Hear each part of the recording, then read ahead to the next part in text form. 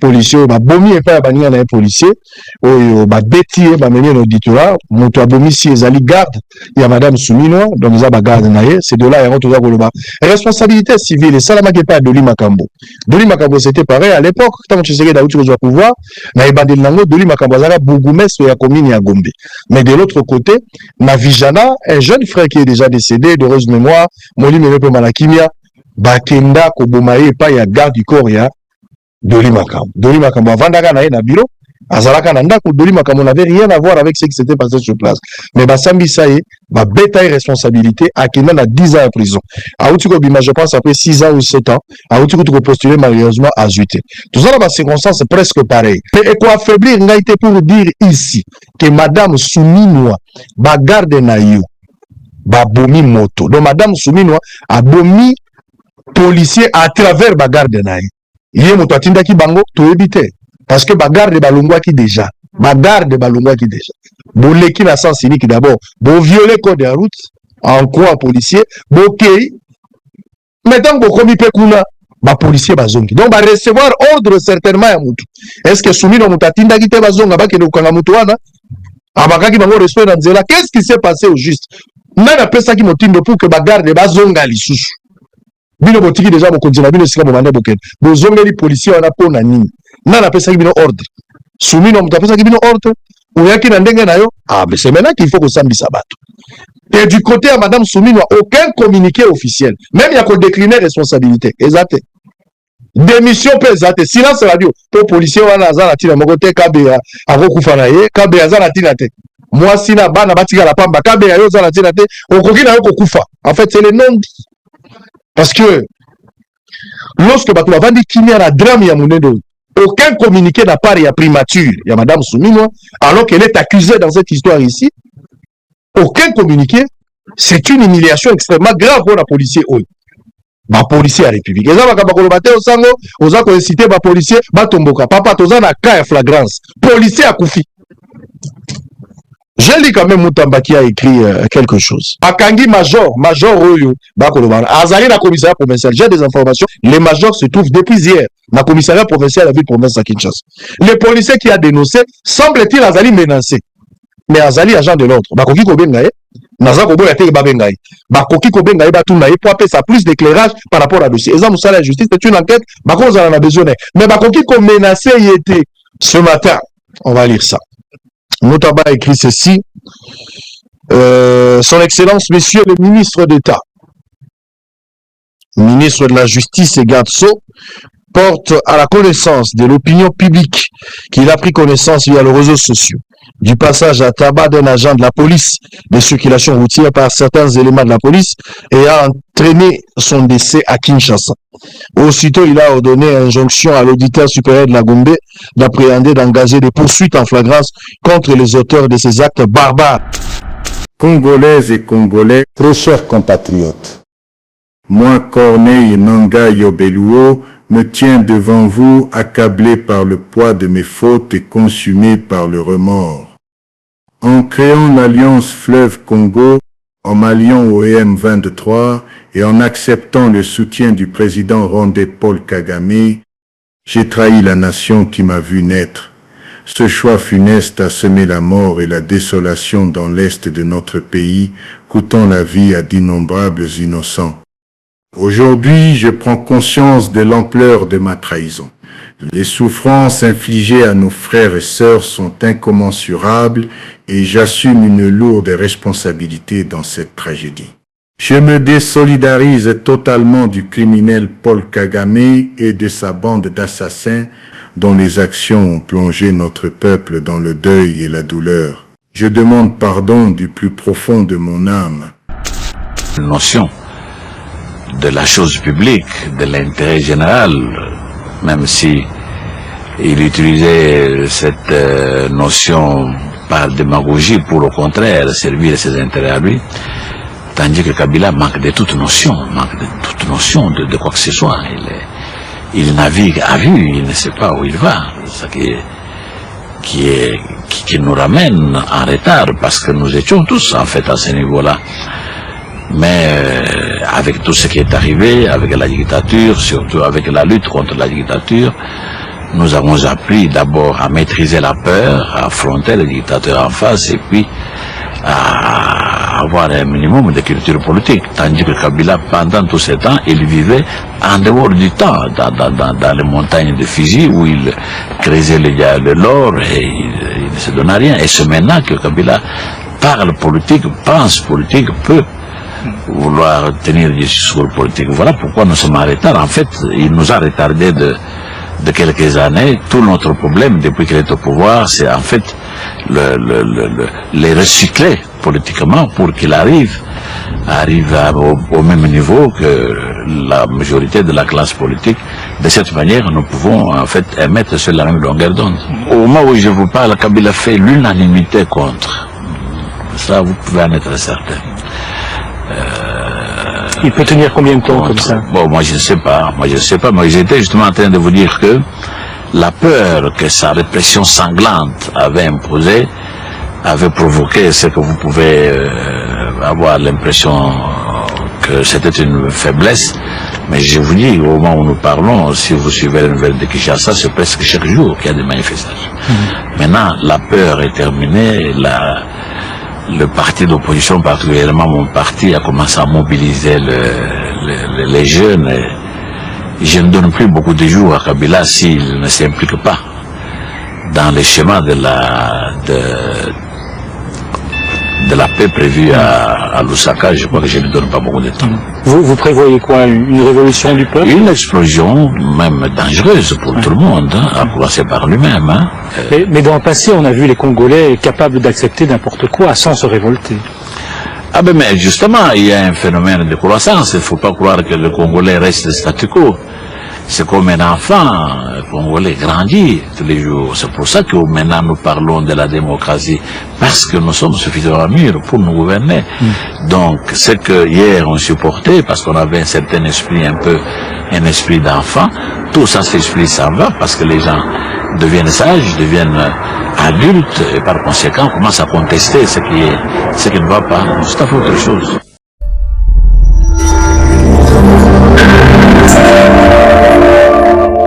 Voilà, bienvenue comme ça dans votre chaîne Saison Monde Télévision et surtout dans cette émission Tongona Politique où Ikozarawana Daniti Manga. Il sera toujours là devant vous pour présenter cela et puis tout banda ko décortiquer tout ko solo la mai oyo matali mboka mai oyo eza koleka na mboka oyo ekosala congolais nyonso atie miso na ye.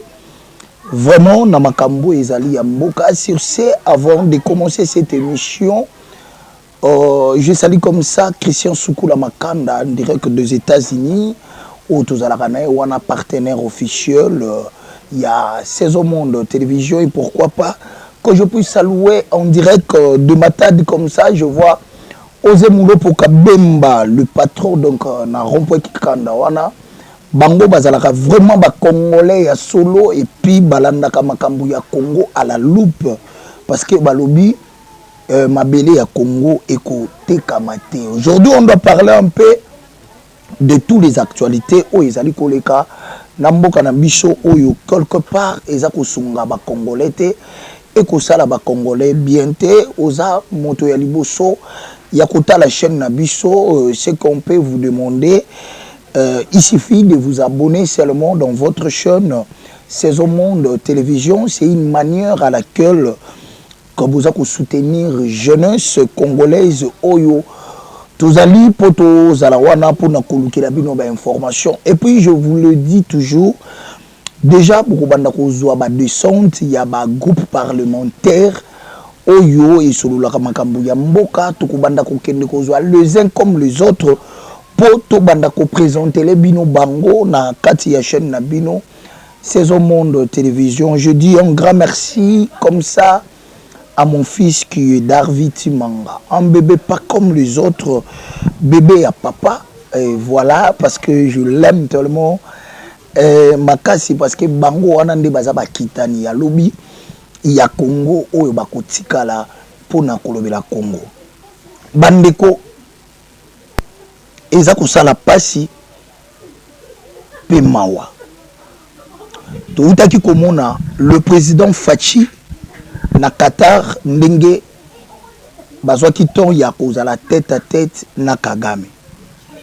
Bandeko so nazongi na likambo wana to sulula yango nanu, c'est parce que d'autres Congolais baza koyeba te diplomatie oyo président de la République azali ko jouer en ce net moment.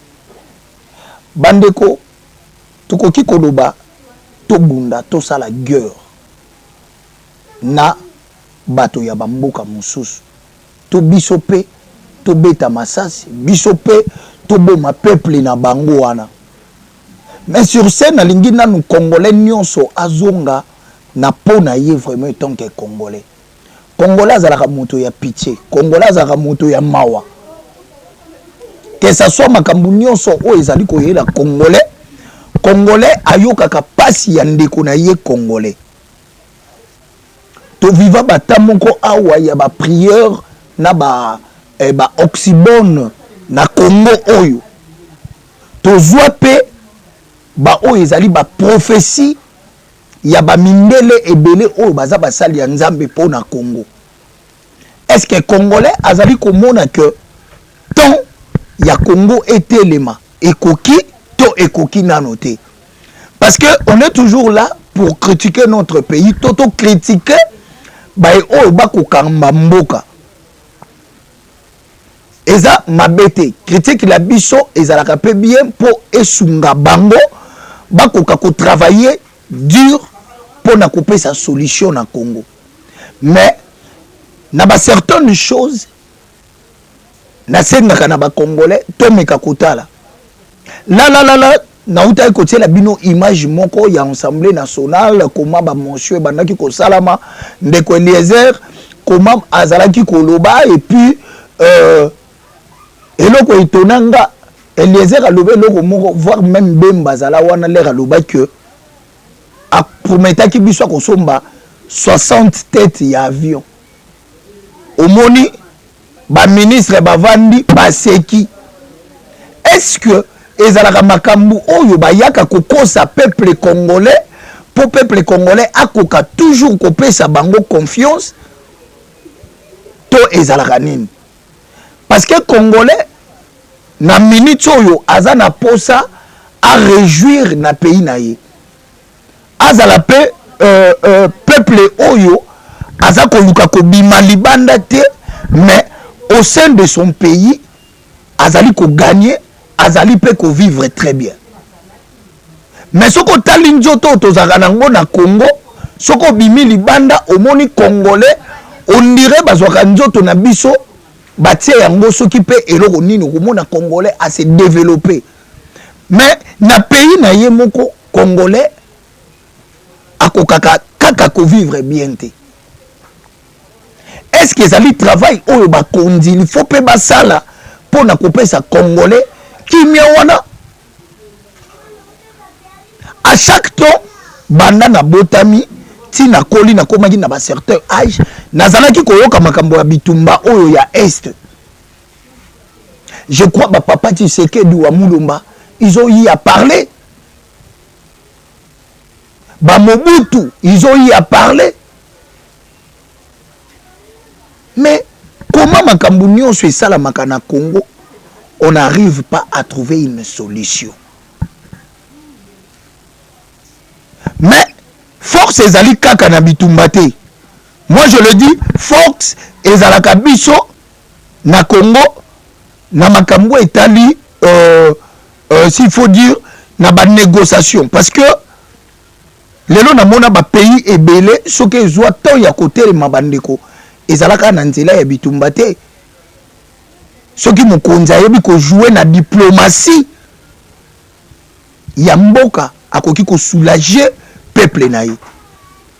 Est-ce que c'est ça ce que Fatih est en train de faire à ce moment pour notre pays?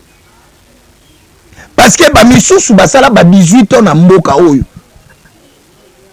On n'a pas trouvé quelque chose d'important. Avant tout qu'il n'y ait pas de débat, je sais que vous allez commenter, mes frères et sœurs, mais prenons le temps de se dire, si ça a été moi, peut-être ma place wana. Dans 2 semaines, dans une année, dans 2 ans, 3 ans, je peux amener une solution. Parce que les politiciens n'habitent pas les Katumbi, le ceci, c'est là. Ils travaillent qui n'ont pas Kabila.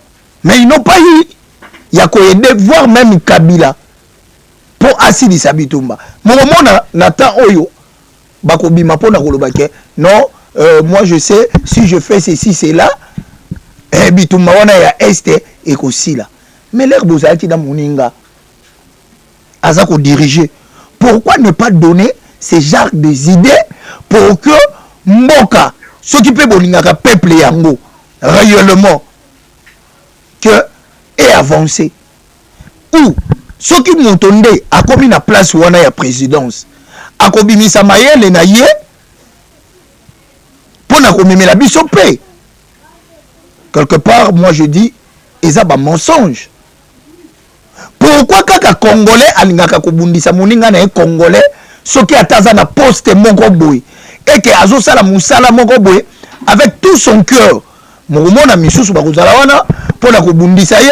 Et puis, mokondi, sokaza mokondi ya zoba.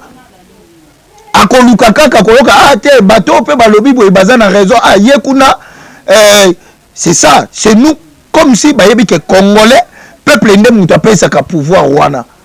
Tikato intoxique peuple, tikato lobe la peuple, peuple a baye moutoyo, poa loba na moutoyo, c'est fini. Est-ce que c'est bien? Na uti côté la bino image Tony numéro ya RFI awa pour dire que Kagame lance un message à se retirer na ba armée na ye ba makambu na ye nyonso wana. Il demande une mesure de grâce présidentielle à Lignazonga na mboka pour que à travailler. Je crois dans la chaîne tout ça comme on a ba commentaire. Misou ba bengi yango poisson d'avril. Mais est-ce que nous pouvons aussi imaginer plus loin? Oh, le sali yango eza RFI. Ce qui RFI a sali poisson d'avril ndenge to lobi wana. Ndenge to zolo beza kokosa. Mais réfléchissons-nous. Makambo yo ndenge eza komonana et koluka kake sila lolenge wana. Na lingi na réveiller moi conscience ya ba Congolais. Je crois ba négociation et ça n'a pas place au président de la République à côté qu'on permettre que solo la na batouana mais peut envoyer quelqu'un motoana ba koko tina pe eza kaka ate ya telemi po ça la pe boy biso pe tozuita ya ko yina motoana mais nzoki eza kaka pona ko luka solution na mboka entre guillemets Congolais ya mayele l'air na lobi boy il peut aussi réfléchir plus loin. Est-ce que batouane loko nini pikaka bango kaka po batangisa makila ya Congolais tongo midi pourquoi? Est-ce que Congolais zakaka censé aller là? Bandeko, je vous laisse le temps de suivre un peu Nanga quand ndé tozoko tiaeboé. Je vous laisse le temps ya ko suivre parole wana. Est-ce que c'est vrai c'est Nanga? Ba misusu balobi eza ba nini moko artificiel peut-être. Est-ce que ça bongo? Mais ceux qui peuvent appeler bon côté, ceux qui allaient locaux, ils ont nzela pour salama. Naba mikanda pe na monaki ko signer kuna o esinyamaka. Ceux qui ont soulager peuple congolais a comme ko sala ba navette. Oyebi bande ko na biso musu ba vivra na ba mboka oyo, ba kendaka ta ba province na biso te. Pour dire ah na OK province est-ce que na ko zape bien traité na ko zala ndenge nini? Aza ko banga na yi. Nous remonons na musika mutaza koloba pour na mboka oui et sa licence il y a patriotisme oh et ça la kabiso mais regardons un peu nos frères là oh bazaka pe na ba village mususu oh bazape ko souffrir lorsqu'on dit que bazana Kisangani bazana na Bukavu bakomi place boy. Est-ce que toutes ces personnes là bazana fox wana attendez tu bando yoka ba message nanga lobi azoya Kinshasa oyependa Kinshasa bomi pe ba Congolais nyonso? Je ne pense pas. Mais oh ce qui botie makambu na table ça permet à ce que peuple na bino moko pe azwa soulagement. Bandeko je vous laisse d'abord de suivre ma parole au Nanga à lobby et puis nous allons retourner pour continuer un peu l'émission. Parce que awa tokolobela deux sujets. Tokolobela parole au toyoki na RFI ya Nanga, tokosolola pe ndeko na biso ya soldat ya policier oyo abetamaki na cortège ya première ministre Mama Judith Suminwa. Tokosolola yango na kotiala bino pe ba parole ya sango comment makambu ezali en ce net moment. Ayez vos apaisements parce que vous allez tout comprendre dans cette émission. Je vous laisse de suivre un peu ces paroles de Nanga et puis on va revenir pour continuer un peu l'émission. Play. L'actualité africaine avec Arthur Ponchelet. Et à la une, dans une annonce surprenante, Corneille Nangaa Yobelou, ancien président de la Commission électorale nationale indépendante de la République démocratique du Congo, a exprimé de profonds regrets concernant son rôle dans la création de l'Alliance Fleuve Congo, un mouvement politico-militaire accusé d'atrocités dans l'est du pays. Il a présenté des excuses publiques au peuple congolais, s'est désolidarisé du président rwandais Paul Kagame et de ses alliés, et a sollicité la grâce présidentielle pour contribuer à la reconstruction nationale. Congolaises et Congolais, très chers compatriotes, moi, Corneille Nangaa Yobelou, me tiens devant vous accablé par le poids de mes fautes et consumé par le remords. En créant l'Alliance Fleuve Congo, en m'alliant au M23 et en acceptant le soutien du président rwandais Paul Kagame, j'ai trahi la nation qui m'a vu naître. Ce choix funeste a semé la mort et la désolation dans l'est de notre pays, coûtant la vie à d'innombrables innocents. Aujourd'hui, je prends conscience de l'ampleur de ma trahison. Les souffrances infligées à nos frères et sœurs sont incommensurables et j'assume une lourde responsabilité dans cette tragédie. Je me désolidarise totalement du criminel Paul Kagame et de sa bande d'assassins dont les actions ont plongé notre peuple dans le deuil et la douleur. Je demande pardon du plus profond de mon âme à chaque Congolaise et Congolais. Je supplie la communauté nationale et internationale de croire à la sincérité de me repentir. Et je sollicite la grâce présidentielle afin de rentrer et contribuer aux côtés du chef de l'État à la reconstruction de notre nation. Corneille Nangaa, ancien président de la CENI devenu chef rebelle aux côtés du M23, vient d'annoncer son retrait de la rébellion et sa désolidarisation du président rwandais Paul Kagame. Aurélie Mazaraki-Bangula, vous êtes à Kinshasa. Comment cette annonce est-elle perçue sur place ? Bonjour Arthur, ici c'est la stupéfaction. Peu de gens s'attendaient à une telle volte-face de Corneille Nangaa. Il y a quelques mois encore, il dirigeait l'Alliance du Fleuve Congo, une coalition politico-militaire alliée au M23 et soutenue par Kigali. Aujourd'hui, il déclare avoir fait une erreur tragique et demande pardon au peuple congolais. C'est une annonce qui suscite autant de scepticisme que d'interrogations. Pourquoi maintenant ? Que cache réellement ce revirement ? Officiellement, il dit qu'il ne peut plus cautionner les exactions du M23 et du régime rwandais, mais ce qui intrigue, c'est le timing. En août 2024, il a été condamné à mort par la justice congolaise pour crimes de guerre et trahison. Depuis, des sanctions internationales ont été imposées. Il se trouvait donc dans une impasse diplomatique et militaire. Justement, revenons sur son parcours. Nangaa, ancien président de la commission électorale, s'était exilé avant de se rapprocher des groupes armés opérant dans l'est du Congo. Son alliance avec le M23 avait mené à l'occupation de Goma en janvier dernier, puis de Bukavu en février. Comment en est-il arrivé à rompre avec cette alliance ? Il est possible que ce soit une tentative désespérée d'obtenir une grâce présidentielle et d'éviter des représailles. Parlons de la réaction des Congolais. La population peut-elle croire en la sincérité de cet acte ? Mais justement, est-ce envisageable ? Très honnêtement, c'est partagé. Certains estiment que c'est une manœuvre opportuniste. Beaucoup de Congolais ont perdu des proches à cause des violences orchestrées par son alliance avec le M23. D'autres, notamment dans les cercles diplomatiques, voient cette annonce comme une opportunité pour affaiblir encore plus la rébellion et pousser d'autres chefs de guerre à déposer les armes. Mais la question reste, le président Félix Tshisekedi acceptera-t-il cette demande de grâce ? Pour l'instant, le gouvernement reste silencieux. Officiellement, les autorités privilégient la voie militaire et les négociations prévues à Doha le 9 avril. Si Nanga bénéficie d'un traitement de faveur, cela pourrait susciter de la colère au sein de l'armée et de la population. Mais en coulisses, des discussions pourraient avoir lieu. Il est aussi possible que cette déclaration vise à se positionner comme un médiateur dans ces négociations. Une dernière question, qu'en est-il de la position du Rwanda? Paul Kagame a toujours soutenu le M23. Ce désengagement de Nanga change-t-il la donne? Officiellement, Kigali n'a pas encore réagi, mais cette déclaration est un coup dur pour Kagame qui voit un de ses alliés le plus visible se retourner contre lui publiquement. Cela pourrait affaiblir le discours bondé qui nie toute implication dans le conflit. Merci Aurélie Mazara-Kibangula pour cet éclairage depuis Kinshasa. Voilà, merci beaucoup fidèles amis internautes. Vous avez suivi comment ma parole est l'obami et puis comment commentaire est salami. On n'a rien à commenter là-dessus.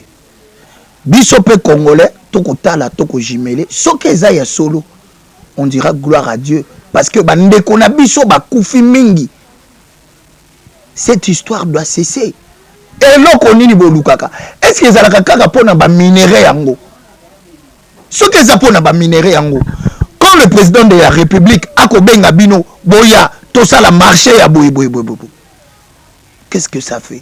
Moi je dis, et comme Kagame a commis na soukanaye, parce que Fati a coincé Kagame na lolenge moko ya kosakanate bandeko. Parce que haute diplomatie au président de la République azali ko jouer devant Nanga. Nanga n'arrive pas à comprendre Congo était le mili wapi. Au lieu biso pe ba congolais, tozala wana sima ya président de la République pour to soutenir yé. Mais biso totika la kawana pour parler du n'importe quoi. Toloba oyo kaka tomona kake tokoki koloba oyo eza ko sepelisa mitema na biso. Mais oyo pe ko sepelisa République mobima bande ko nyonso bazala soulager. Ba mama oyo batekaka mapa, ba mama oyo batekaka matembele, ba mama bana na bango bazape na posa ba vivre très bien na Congo. À travers kaka ba mombongo ya ba mama na bango wana. À travers misala o ya pousu ba papa na bango ba kosala. Parce que baza ba congolais. Bana combien o ba kufa côté ya est wana. Na mona bana muso akufi, mama akufi boye, mais mwana akomela et pas ya mama. Mwana ko yeba te que mama ici akufi. Est-ce que nous devons toujours voir ça? Il faut continuer à. Ça doit cesser quand même.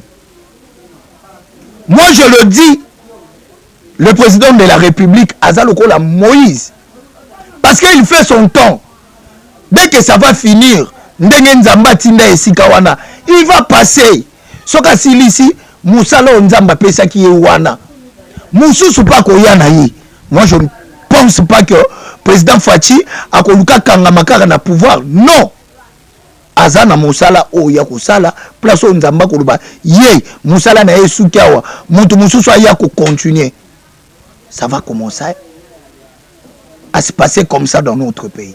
Et fidèle ami internaute, to solo la likambu ya policier oyo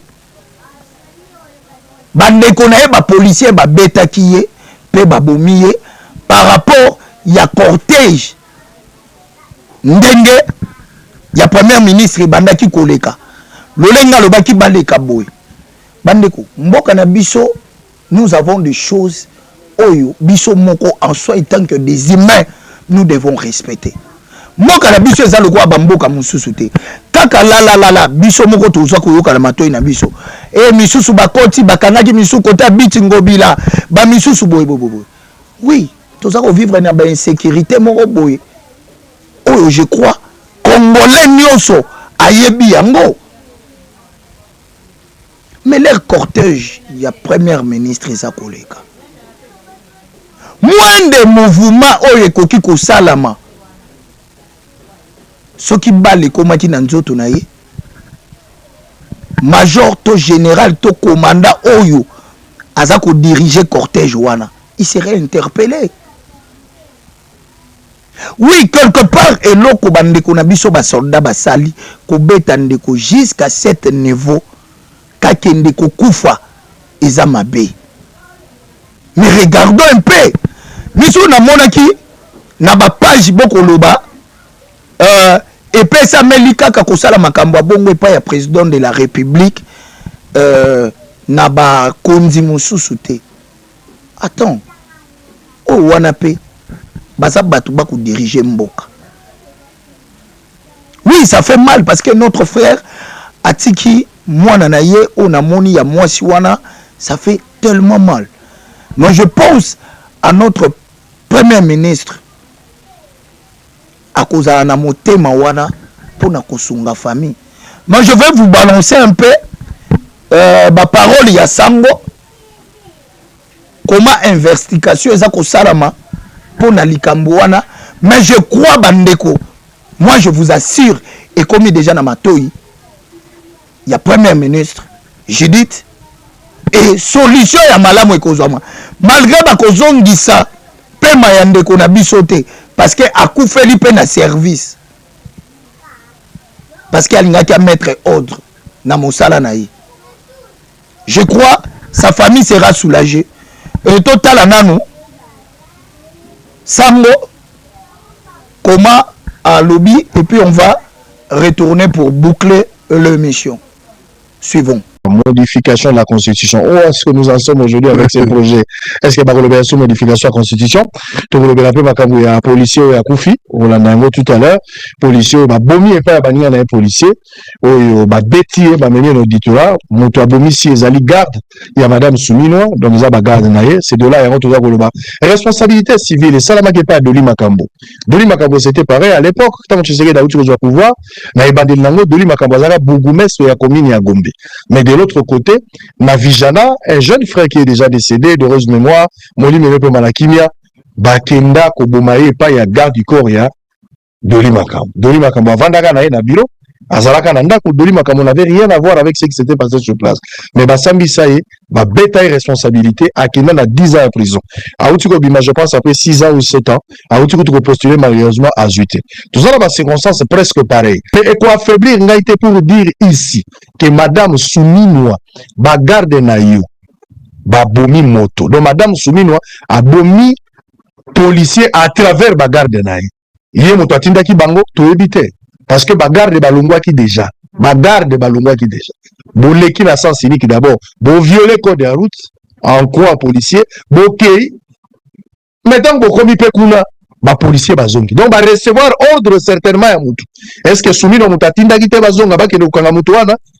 Abakaki bango respect dans zela. Qu'est-ce qui s'est passé au juste? Nana pesa ki motindo pour que garde bazonga lisusu. Bino botiki déjà mo kontina bino sika mo mande boken. Bozonga li policier wana pona nini? Nana pesa ki bino ordre. Soumino mutapesa ki bino ordre. Ouyaki na ndenge na yo. Ah, mais c'est maintenant qu'il faut que sambisa bato. Et du côté à Madame Soumino, aucun communiqué officiel. Même il y a qu'on décliner responsabilité. Exact.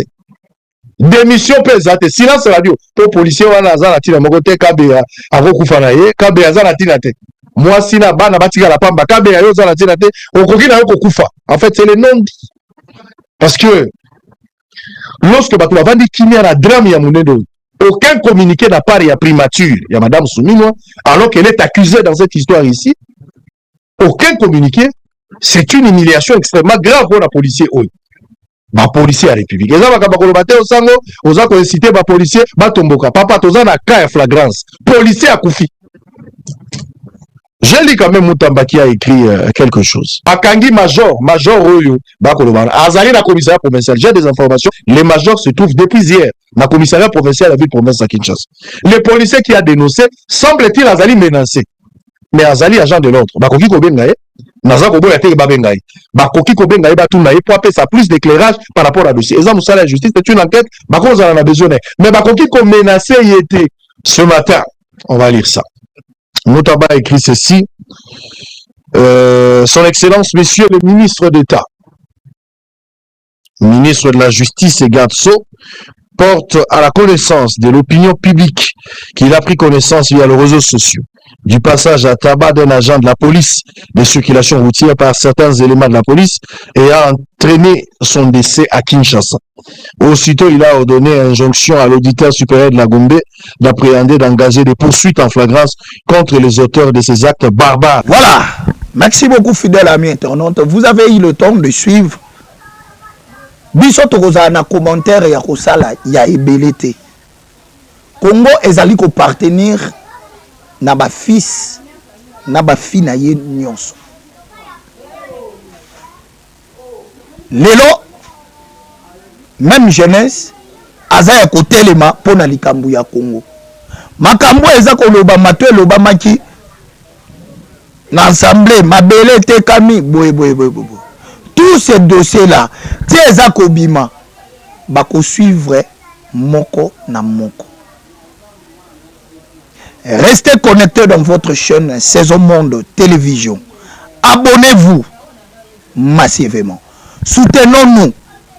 Ba numéro na biso ezali wana. Ndeko ozali na likanisi moko boye. Oza na liloba moko boye oyo okoki kopesa poto lobela. N'hésitez pas. Nos numéros sont là. Komela biso na WhatsApp.